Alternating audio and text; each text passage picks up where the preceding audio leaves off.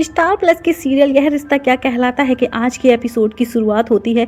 विद्या और मनीषा अभीरा को संभालते हुए नजर आती हैं और तान्या बेचैन होकर अंशुमन का इंतजार कर रही होती है। तभी अंशुमन वहां आकर तान्या से माफी मांगता है और कहता हुआ नजर आता है कि आज तुम्हारा खास दिन मैंने बर्बाद कर दिया। तान्या दुखी होकर कहती है, यह आपका भी तो खास दिन था, आपका घर बसना था, लेकिन आपने सब कुछ खराब कर दिया। अंशुमन गंभीरता से कहता हुआ नजर आता है कि अगर मैं अभीरा से शादी करता तो हमारी जिंदगी बर्बाद हो जाती और अभीरा इस शादी से कभी खुश नहीं रह पाती और मैं भी खुश नहीं रह पाता। इसी बीच मनीषा कहते हुए नजर आती है कि अंशुमन तुम सही कह रहे हो, जो होता है अच्छे के लिए होता है। मनीषा तान्या की विदाई की रस्में करने के लिए कहती है।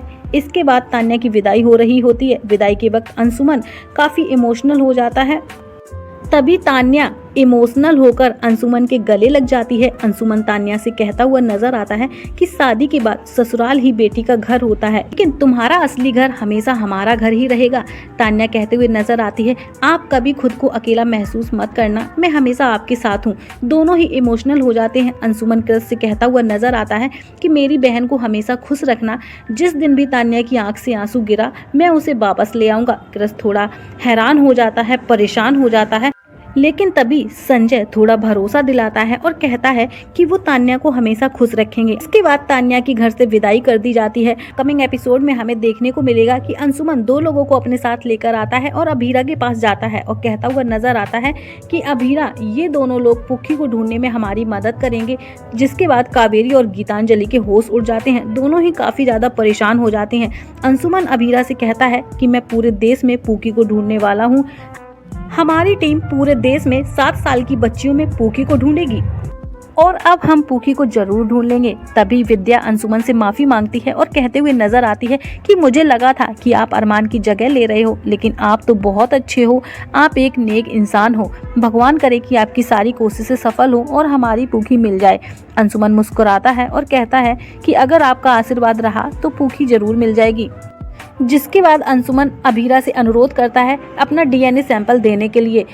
वो लोग अभीरा का डीएनए सैंपल ले लेते हैं। सैंपल लेने के बाद अंशुमन अभीरा को कहता है कि वो थोड़ा आराम कर ले। अभीरा भावुक होकर अंशुमन के गले लग जाती है और रोने लगती है और अंशुमन को धन्यवाद बोलती है। अंशुमन उसे शांत होने के लिए कहता है और अभीरा को भरोसा दिलाता है कि वो आपकी बेटी को जल्दी ढूंढ निकालेगा। यह सुनकर कावेरी और गीतांजलि घबरा जाती हैं। अंशुमन अभीरा को मुस्कुराने के लिए कहता है और अभीरा थोड़ा सा स्माइल करती है।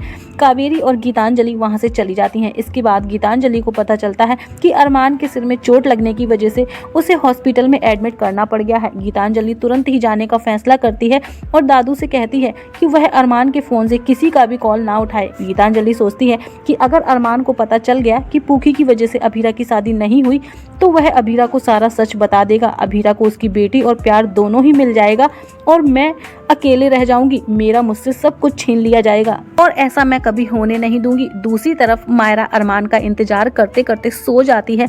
अभीरा उसे देखती है, उसके पास जाकर उसे कंबल उड़ाती है। अभीरा मायरा पर गुस्सा करने के लिए उससे माफी मांगती है। दूसरी तरफ कावेरी अपने कमरे में आती है और घबरा जाती है।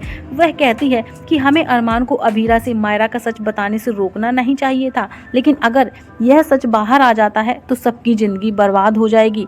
कावेरी सोचती है कि अगर अंशुमन को पता चल गया कि मैंने अरमान को रोका था तो कोई मेरी बात नहीं मानेगा। कावेरी फैसला करती है कि अभीरा को मायरा का सच अरमान से ही पता चलना चाहिए।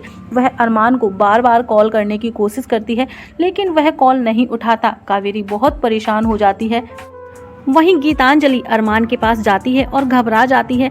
अरमान गीतांजलि से पूछता है कि क्या अभीरा की शादी हो गई। गीतांजलि झूठ बोलती है कि हाँ, अभीरा और अंशुमन की शादी हो गई, अब हमें भी माउंट आबू लौट जाना चाहिए। अरमान कहता है कि मैं अब भी नहीं जा सकता, मुझे अब भी अपने परिवार के प्रति अपने फर्ज को निभाना है।